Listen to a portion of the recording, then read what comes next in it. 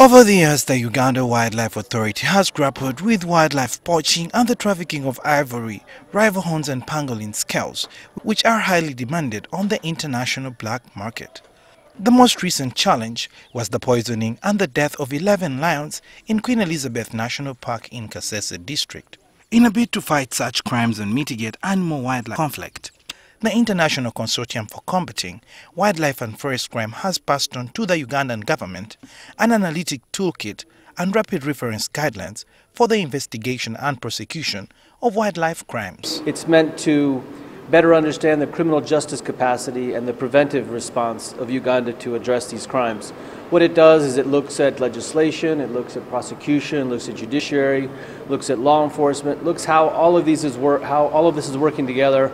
Government officials led by Minister of Tourism, Wildlife and Antiquities Professor Ephraim Kamuntu, Uganda Wildlife Authority, Police, the Judiciary and the Directorate of Public Prosecutions welcome the guidelines which they hope will help counter wildlife crimes.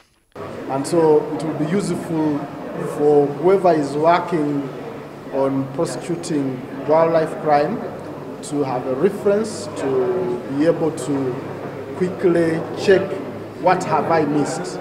How do I make a case for this particular offense? And then that will help us to ensure that we have higher success in prosecuting criminals.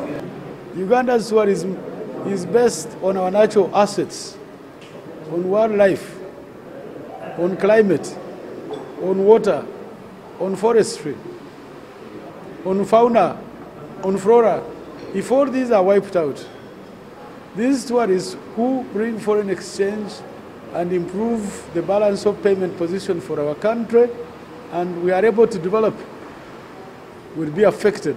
The international criminal syndicates are said to be promoting wildlife crimes and facilitating not only the poaching but also the trafficking of valuable parts from these animals, which sometimes leaves them dead. When you get the guide, you get the toolkit, it actually improves on our partnership with police, with URA, with Director of Public Prosecution. Stakeholders in the tourism industry are learning best practices to protect wildlife as they await the passing of amendments in the Wildlife Bill by Parliament.